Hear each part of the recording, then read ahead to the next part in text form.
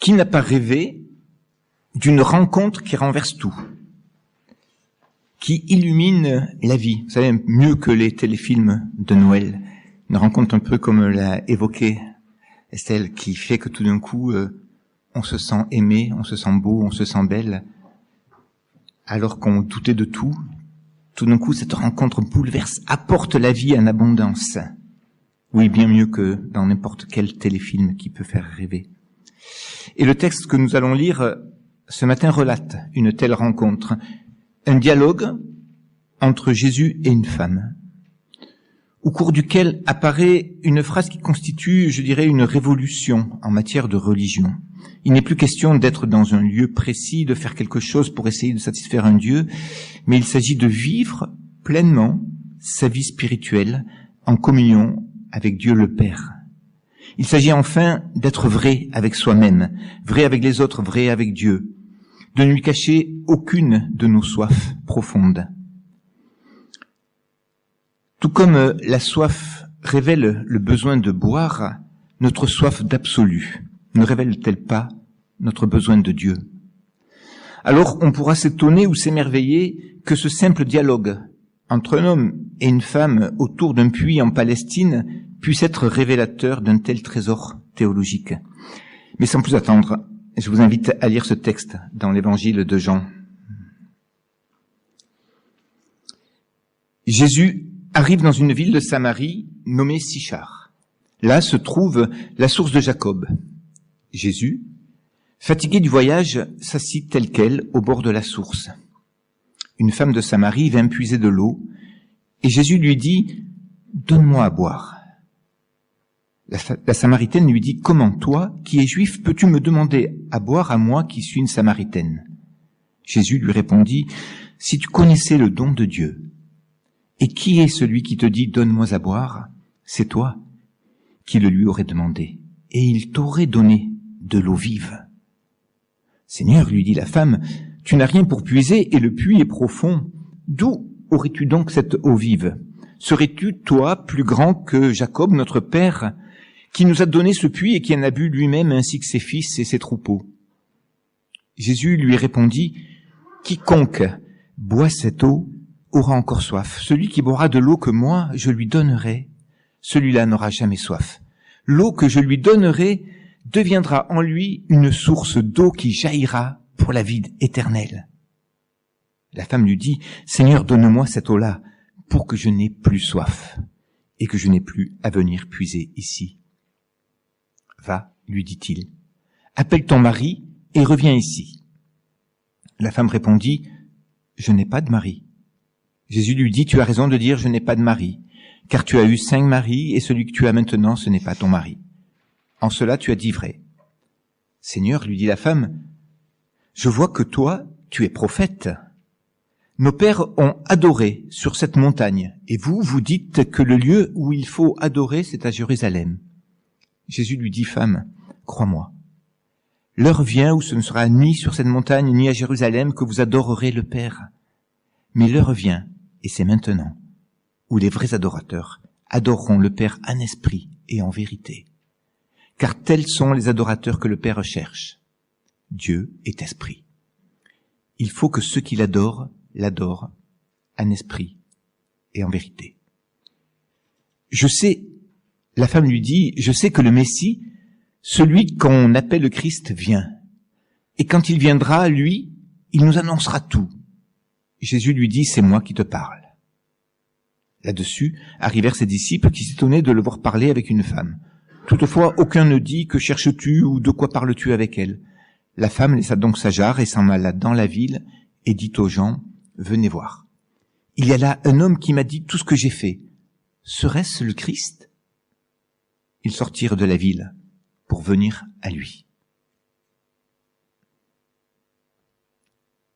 Jusqu'ici, la lecture de la parole de Dieu. De nouveau des ennuis avec la tablette, c'est pas forcément le meilleur moment. Sinon je vais... Tu peux me passer le clavier s'il te plaît?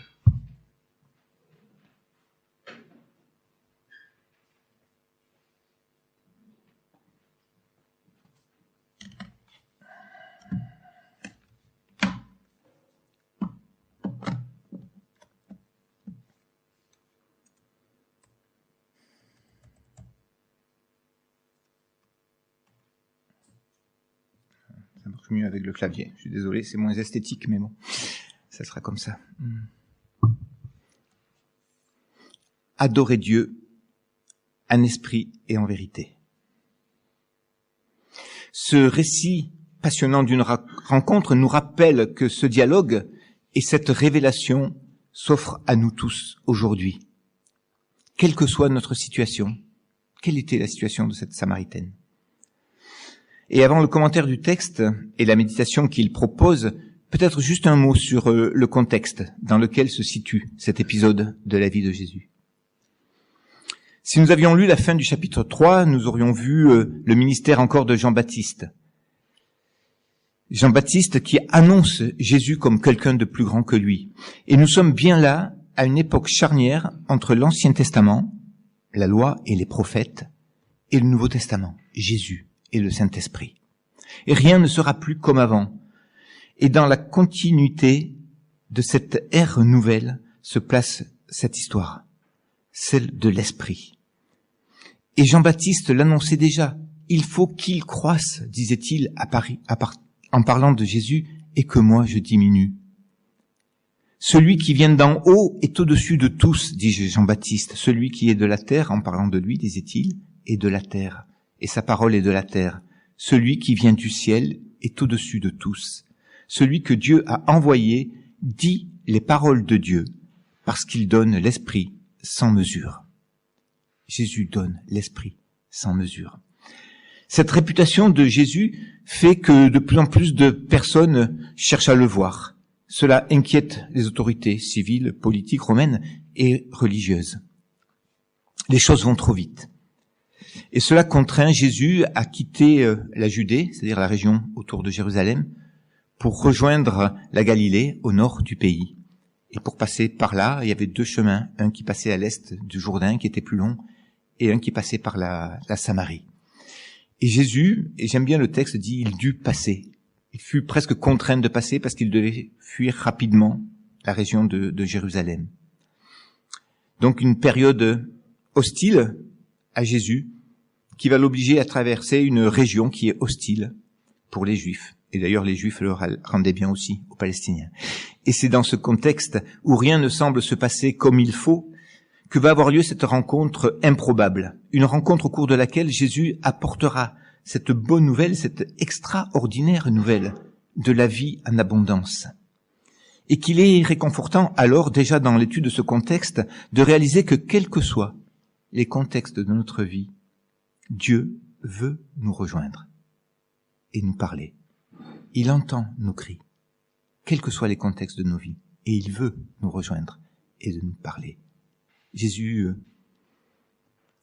aurait pu ne pas s'arrêter, mais il a souhaité avoir cette relation vraie avec cette femme.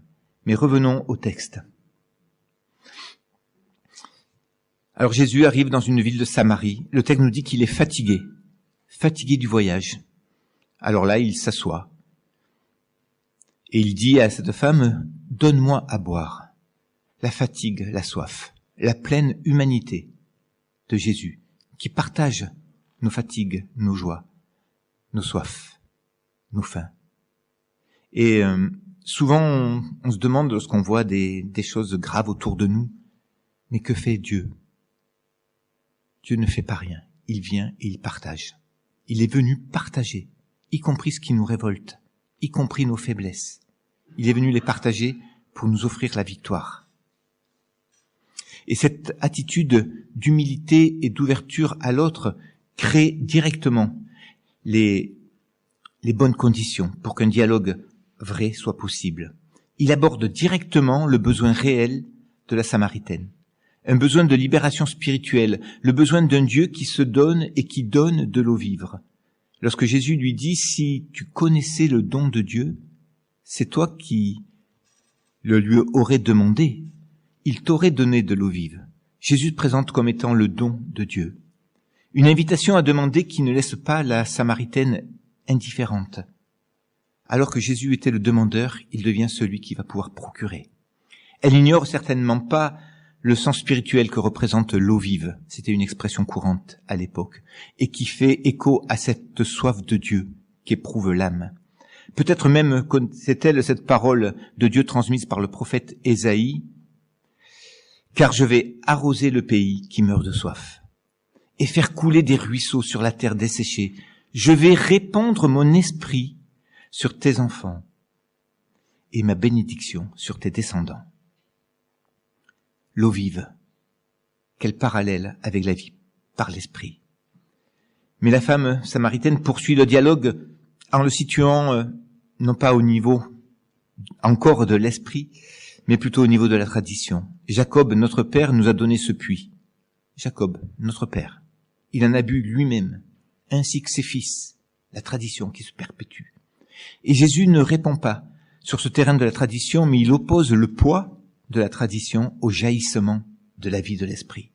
Une vie dès aujourd'hui qui jaillira jusque dans la vie éternelle.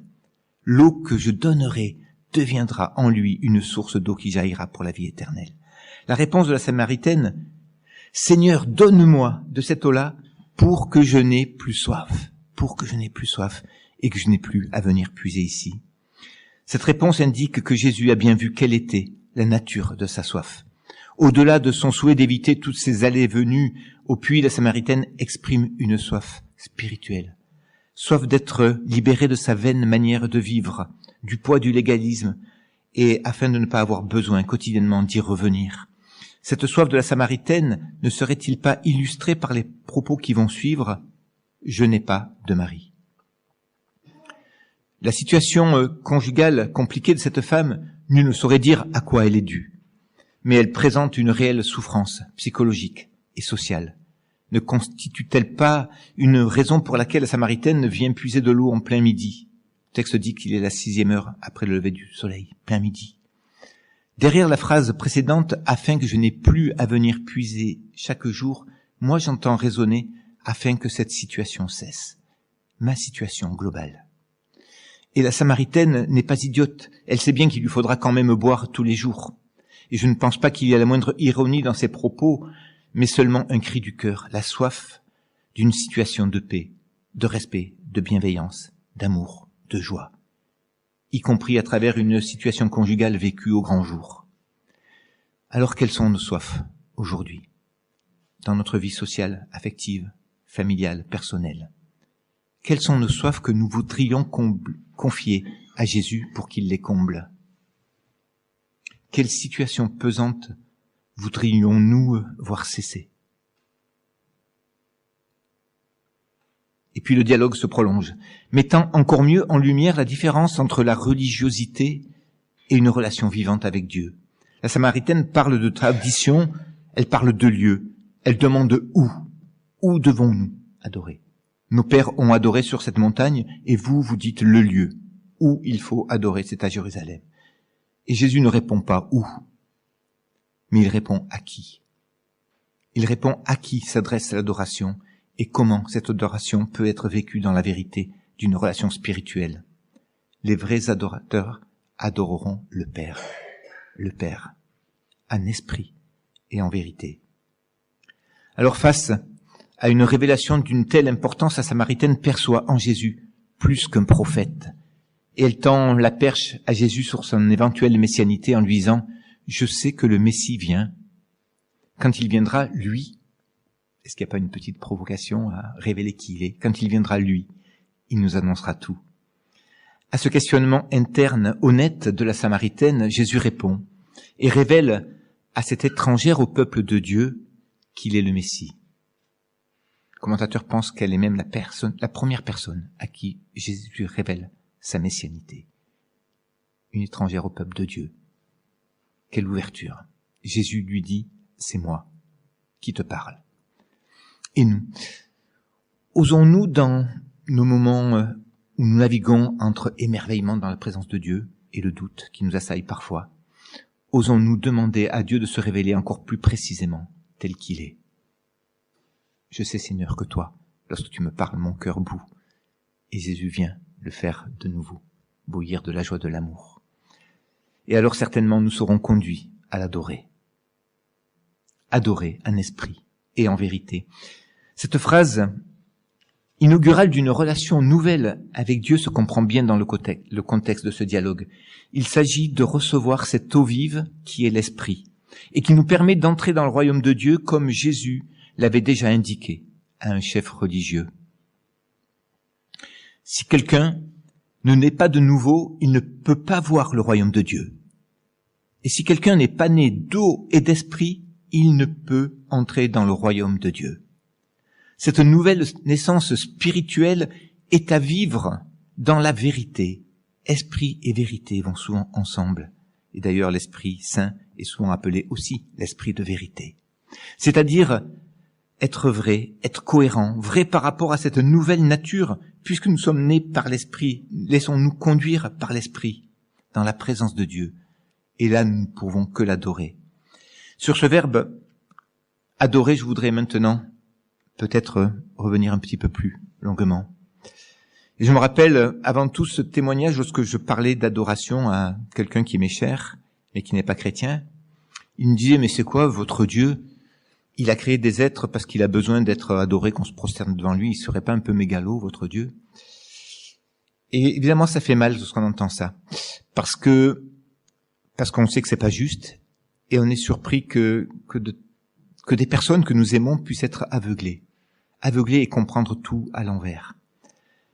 Parce que ce Dieu-là n'aurait pas besoin d'adorateurs. Et lorsqu'on dit qu'il cherche des adorateurs, c'est qu'il cherche des gens qui acceptent le cadeau que Dieu nous fait de pouvoir entrer dans sa présence. C'est lui qui nous cherche. Dieu n'a pas besoin, je l'ai dit, d'être adoré pour être glorieux.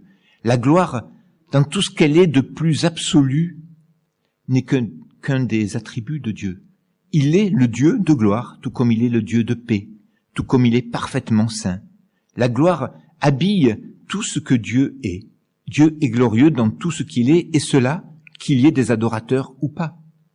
Tout comme le soleil n'a pas besoin qu'on le regarde pour être brillant. Mais par contre, si on le regarde, on est ébloui.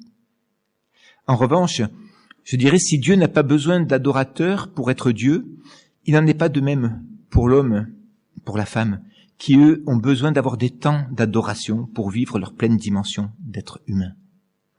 L'homme a dans le cœur ce besoin d'adorer. Alors parce qu'il a ce besoin de pouvoir adorer, l'homme sans Dieu se met à adorer toutes sortes de choses. Et finalement, pouvoir entrer dans la présence de Dieu et l'adorer, ne serait-ce pas un merveilleux cadeau, une grâce qu'il nous fait? Mais qui sont donc ces vrais adorateurs que le Père cherche? Ce sont premièrement ceux qui ont compris que Dieu les cherche comme un père cherche ses enfants. Ce sont ceux qui ont accepté l'invitation offerte par Jésus à venir le rejoindre dans la gloire qui enveloppe Dieu. Ils ne peuvent alors qu'être éblouis en sa présence. Gloire au départ insoutenable, qui nous était inaccessible, mais gloire qui peut venir douceur, lumière qui éclaire notre chemin. Alors bien sûr, cela peut produire soit des chants de louange, soit l'envie de se prosterner, soit l'envie de sauter de joie. Et je dirais, peu importe la forme que prend notre adoration lorsque nous sommes en présence de Dieu. Il faut être vrai. L'adoration, c'est le cadeau, je l'ai dit, que Dieu nous fait et qui atteste que nous sommes réellement en sa présence. L'adoration ne se fabrique pas artificiellement. Méfiez-vous des imitations, comme une certaine pub. N'oubliez pas, c'est lui qui vient nous chercher. Tout comme Jésus a su prendre soin de la Samaritaine, la rejoindre dans la profondeur des besoins de son cœur. C'est lui qui nous invite dans sa présence glorieuse, guidé par l'Esprit. Alors, adorer un esprit, qu'est-ce que cela signifie? La réponse la plus évidente s'exprime par la négative. C'est-à-dire qu'on ne peut pas entrer dans la présence de Dieu et donc l'adorer si on n'a pas fait place à l'Esprit. C'est l'Esprit qui nous conduit dans la présence de Dieu. Et c'est l'Esprit de Dieu dans notre vie qui sera toujours présent à nos côtés.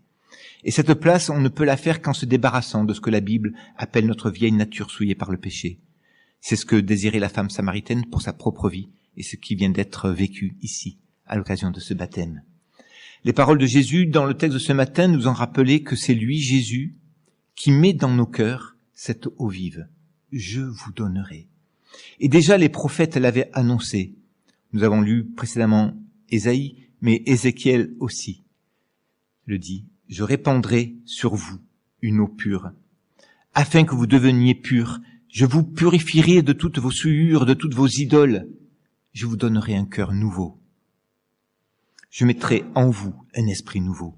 J'enlèverai de votre être votre cœur dur comme la pierre, et je vous donnerai un cœur de chair. Je mettrai en vous mon propre esprit.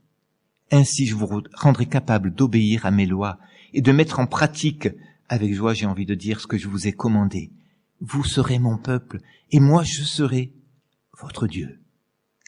Notons que c'est toujours Dieu qui a l'initiative. Tout comme lors de la création, lorsque Dieu a donné à l'être humain son souffle de vie. Dieu mit son souffle de vie, et l'être devient un être vivant, cette vie qui nous invite à recevoir aujourd'hui par l'Esprit. Recevoir l'Esprit de Dieu, remplacer notre cœur de pierre par un cœur de chair, c'est devenir fils ou fille de Dieu le Père. Et la parole nous rappelle qu'alors nous avons cette liberté d'enfant, parce que là où est l'Esprit, là est la liberté. Une liberté que Jésus nous a acquise et qui fait de nous des enfants d'un Dieu que nous pouvons même appeler Papa. C'est en entrant ainsi dans sa présence glorieuse, librement, comme des enfants de la même nature que le Père, que nous pourrons l'adorer pour tout ce qu'il est dans notre vie. L'Esprit de Dieu est souvent appelé Esprit de vérité, je l'ai dit, et il nous conduira dans la vérité, il nous conduit dans la vérité. Et c'est pour cela que cette mention de la vérité est aussi pleinement présente dans l'adoration à Dieu. La phrase, l'expression « les vrais adorateurs adoreront en esprit et en vérité » souligne bien les deux aspects que revêt le mot « vérité », en esprit et en vérité. Cette expression « les vrais adorateurs » attire notre attention sur le fait qu'il pourrait y avoir aussi de faux adorateurs. Et cela nous invite encore plus à être vrais, à être authentiques, sincères dans notre relation avec Dieu. Nous le savons, Jésus avait horreur de l'hypocrisie, de la dissimulation. Il est fait bien plus souvent de reproches aux hypocrites qu'à toutes les formes de moralité, qu'elles soient sur la sexualité, sur l'argent ou autre. Jésus principalement reprochait à des pseudo-chefs religieux leur hypocrisie, la dissimulation, les faux semblants n'ont pas de place dans l'adoration. Lorsque nous n'allons pas bien, lorsque nous sommes soucieux, contrariés, il convient de rechercher d'abord la présence, la consolation, la paix que procure la prière. Ne pas vouloir rentrer tout de suite peut-être dans l'adoration, mais rechercher la présence. Et c'est la présence de Dieu, par son esprit, qui va nous conduire tout doucement, cette présence aimante, à l'adoration, et renaîtra dans nos cœurs la joie, l'adoration. Et à l'inverse, si nous sentons tellement bien, quasiment ivres par la liberté que donne l'esprit, il nous appartiendra de nous laisser conduire dans la vérité par la parole de Dieu. Attention aussi à trop d'exaltation qui nous écarterait de la parole de Dieu, qui serait une adoration centrée sur nous-mêmes, sur nos propres émotions. Je rappellerai sur ce point que si là où est l'esprit, là est la liberté, être conduit par l'esprit de Dieu, ce n'est pas faire n'importe quoi, ni dire n'importe quoi. C'est en lisant la Bible, en se laissant inspirer par l'esprit, le même qui a inspiré les auteurs de la Bible, alors que le texte prendra tout son sens, et que nous réaliserons alors combien la parole de Dieu nous est utile et précieuse, combien elle est source de joie, combien elle fait nos délices, elle nous conduira à l'adoration. J'invite pour cela à relire le psaume 119, il est long, mais il est tellement beau de cette adoration née de la parole de Dieu. Et n'est-ce pas dans ces moments privilégiés de la lecture de la Bible que nous adorerons en esprit et en vérité? Sur ce thème de la vérité, n'oublions pas enfin que Jésus nous a dit qu'il est le chemin, la vérité et la vie. Tout comme il a été vrai dans son dialogue avec la femme samaritaine, la conduisant dans la vérité sur ce chemin de la vie, une vie qui jaillira jusque dans la vie éternelle, il viendra nous aider à marcher, chacun d'entre nous, dans la vérité. Il nous conduira dans la présence du Père, où nous pourrons l'adorer. Jésus a donné sa vie pour cela. Il est le don de Dieu. Il veut nous donner cette eau vive qui jaillira jusque dans la vie éternelle. Nos proches, nos amis, nos voisins, les membres de notre famille ont eux aussi soif Ils ont soif, mes amis, ils ont soif, mes frères et sœurs, d'une vie nouvelle. Alors, pour conclure, je vous propose tout simplement de revenir à la fin du texte de ce jour et de voir que cette bonne nouvelle du don de Dieu est à partager largement, à l'image de ce qu'a fait la Samaritaine, en témoignant tout simplement de ce que l'on a réellement vécu et en invitant l'autre à venir voir. Venez voir. Et en laissant la liberté à nos interlocuteurs de répondre par eux-mêmes à cette question. Qui est Jésus? Alors sans doute, aurons-nous la joie de voir de nombreuses personnes sortir de la ville, sortir de leur routine pour venir à Jésus. Amen.